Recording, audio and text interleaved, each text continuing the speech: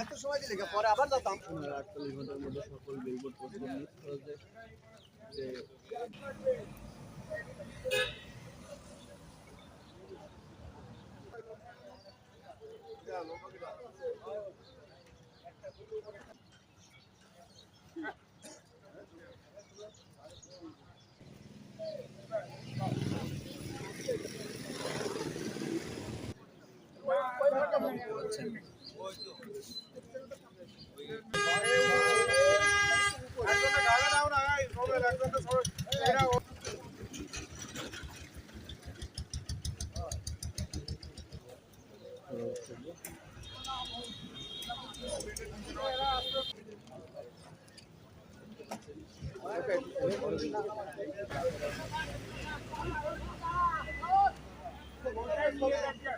আজকে সকালে আমার নির্বাচনী প্রচার প্রচারণার জন্য যত রকম আয়োজন ছিল, পোস্টার, তারপর হ্যান্ডবিল, এরপর আমাদের ফেস্টুন, বিলবোর্ড, তোরণ, যেখানে যেগুলো ছিল, বিশেষ করে গত 6 মাস যাবৎ ব্যাপক হারে এগুলো আমার সহকর্মীবৃন্দু, আমার দলীয় নেতাকর্মীরা তারা বিভিন্ন জায়গায় এগুলো স্থাপন করেছিল।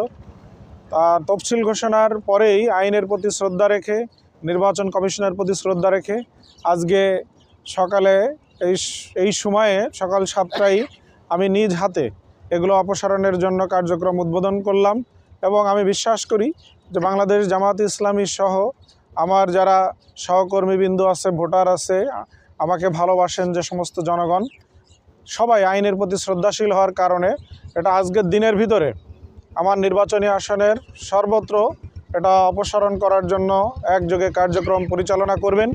এবং আশা রাখি যে আগামীকাল সন্ধ্যা 6টা পর্যন্ত কাজ যদিও বা চলবে নির্বাচন কমিশনের বিধি অনুযায়ী, তারপরেও আজকের দিনের মধ্যেই আমার সকল বিলবোর্ড, সকল ফেস্টুন, সকল পোস্টার যেখানে যেটা আছে সব কিছু অপসারণ সম্পন্ন হবে। আমি আগামীতে জনগণের যে ভালোবাসা, জনগণের যে সমর্থন, এটা নিয়ে যেভাবে দাঁড়িপাল্লার পক্ষে এক গণজোয়ার নড়াইল 2 আসনে তৈরি হয়েছে, আশা করি আগামীতে ইনশাল্লাহ এই প্রচারণার মাধ্যমে অতীতে যতটুকু যা হয়েছে এবং আগামী দিনে যা হবে তার মাধ্যমে নড়াইল 2 আসনে দাঁড়িপাল্লার বিজয় নিশ্চিত হবে ইনশাআল্লাহ। আল্লাহ রাব্বুল আলামিন আমাদেরকে কবুল করুন। আর আমি আমার যারা প্রতিযোগী বন্ধুরা আছে, এখানে বিভিন্ন রাজনৈতিক দলের প্রার্থী হবেন, তাদের সবার প্রতি একই অনুরোধ রাখি এবং আমরা নড়াইলের মানুষ শান্তিপ্রিয় এবং একে অপরের সাথে আমরা সবসময় সহমর্মিতা, সহযোগিতার মাধ্যমেই দীর্ঘকাল রাজনৈতিক কার্যক্রম পরিচালনা করে আসছি।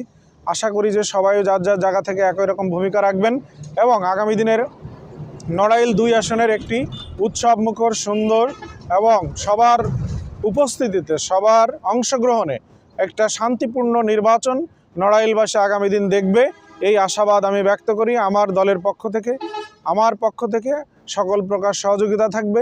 অন্যান্য প্রতিযোগী বন্ধু যারা থাকবেন তাদের পক্ষ থেকে একই রকম সহযোগিতার আশ্বাস ইতিপূর্বে আমরা পেয়েছি। আশা করি নড়াইলের মানুষ আগামী 12 ফেব্রুয়ারি জাতীয় যে নির্বাচন হবে সে নির্বাচন একটি সুন্দর, সুষ্ঠু, নিরপেক্ষ, উৎসবমুখর নির্বাচন আগামী দিন সবাই দেখতে পারবে ইনশাআল্লাহ।